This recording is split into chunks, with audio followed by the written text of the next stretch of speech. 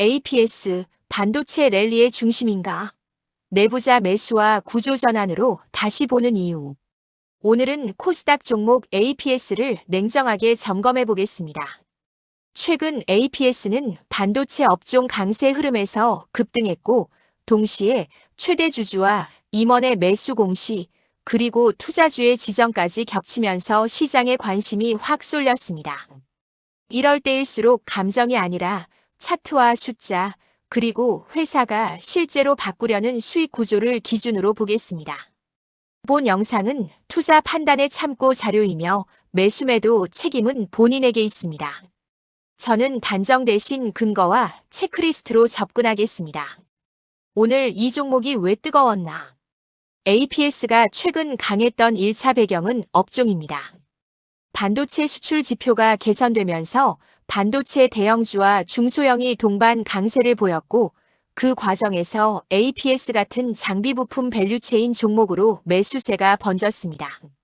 다만 APS는 단순히 업종만 탄 종목이라기보다 며칠 전부터 내부자 매수 뉴스가 이어지면서 스토리가 이미 붙어 있었습니다.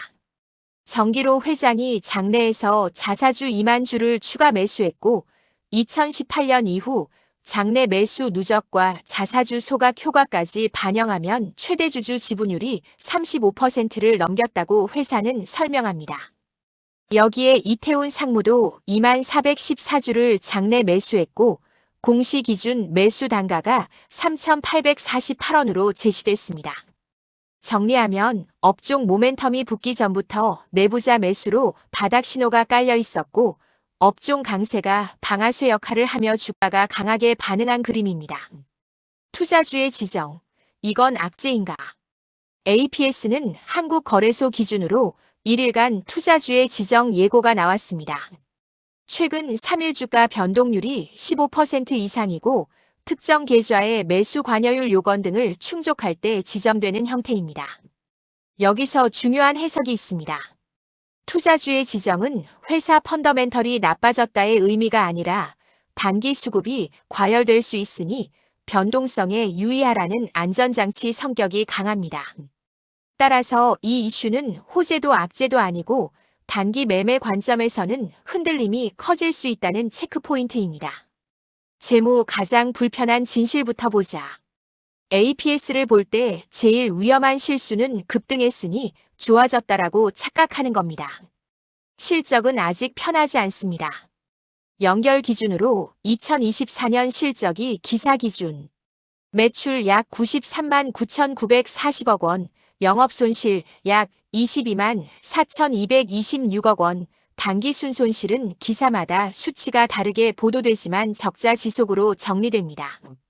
즉, 지금의 주가 강세는 실적이 이미 좋아져서라기보다는 업황 기대 사업 구조 전환 기대 내부자 매수 신호가 한꺼번에 얹힌 상태라고 보는 게 더 정확합니다. 그리고 여기서 리스크가 하나 더 있습니다. APS가 일부 자회사에 대해 채무 보증을 선 공시성 기사도 확인됩니다. 코닉세미텍 관련 채무 보증 기사. 이런 부분은 실적 턴어라운드 국면에서 투자자들이 반드시 같이 체크해야 하는 재무 리스크입니다. 업황. 이번 사이클에서 시장이 보는 건 딱 두 가지. 지금 반도체 장에서 시장이 보는 포인트는 결국 두 가지입니다. 첫째, AI와 HBM 투자 재개 기대.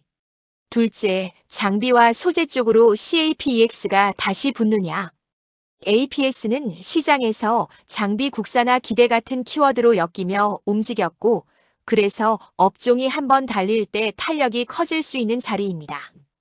하지만 반대로 말하면 CAPEX가 지연되거나 업황 기대가 꺾일 때는 가장 먼저 흔들릴 수도 있습니다. 중소형 장비 부품주의 숙명입니다. 차트, 지금 구간에서의 읽는 법. 차트는 숫자, 예언이 아니라 사람 심리가 찍힌 지도입니다. APS는 최근 급등과 함께 투자주의까지 붙었기 때문에 추세와 변동성을 분리해서 봐야 합니다. 지금 차트에서 핵심은 세 구간입니다. 첫 번째, 단기 급등 시작점. 내부자 매수 단가 공시 기사 기준 3,848원 부근은 시장이 심리적으로 기준점으로 삼기 쉬운 가격대입니다. 이 근처는 향후 조정 시 되돌림이 멈추는지 관찰 포인트가 될 수 있습니다. 단, 지지선은 절대가 아니라 관찰선입니다. 두 번째, 급등 후 거래량 구간. 투자주의 지정이 나올 정도면 거래가 몰렸다는 뜻이라 급등 구간에서 생긴 거래량대는 이후 매물대가 됩니다.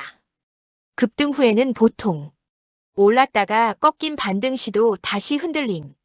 이 과정이 나오기 쉬우니 하루 이틀 캔들로 결론 내리면 위험합니다. 세 번째, 추세가 살아있다는 확인 조건. 추세가 살아있다는 건 단순히 양봉이 아니라 조정이 와도 저점이 높아지고 거래가 정상화되며 다시 고점을 두드리는 구조가 나오는지로 판단합니다. 반대로 갭 상승 뒤에 거래량이 꺼지며 미끄러지면 단기 과열로 끝날 수 있습니다. 상승 재료, 뭐가 진짜고 뭐가 테마인가?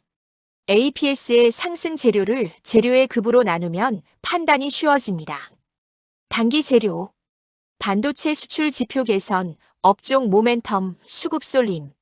중기 재료, 최대 주주 연속 매수, 자사주 소각 및 주주 환원 프레임, 사업 재편에 대한 기대.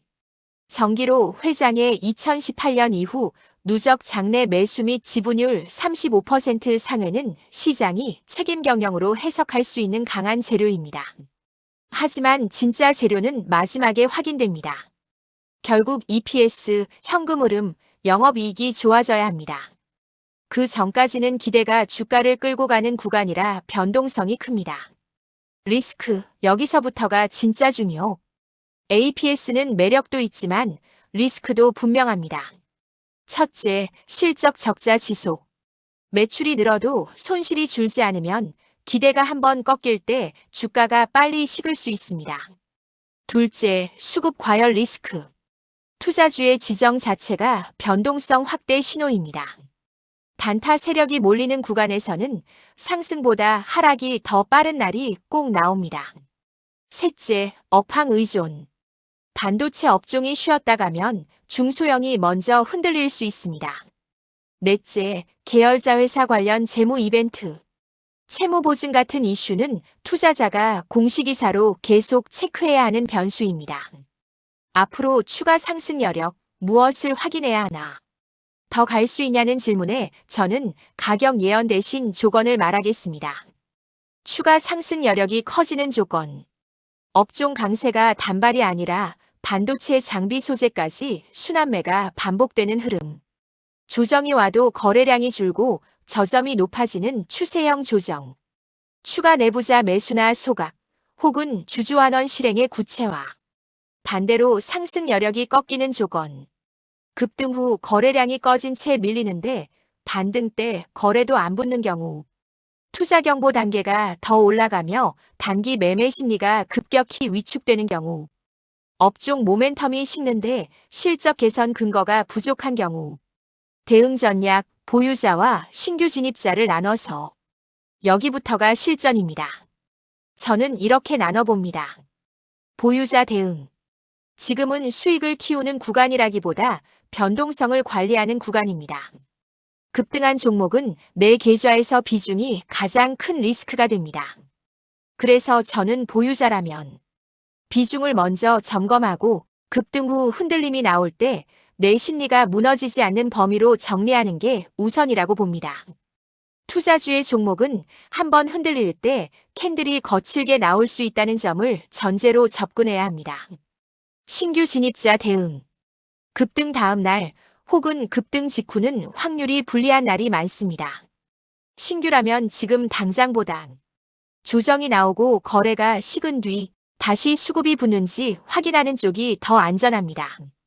특히 내부자 매수 단가 부근 같은 기준점은 기계적으로 매수하는 게 아니라 그 구간에서 시장이 어떻게 반응하는지 보고 판단해야 합니다.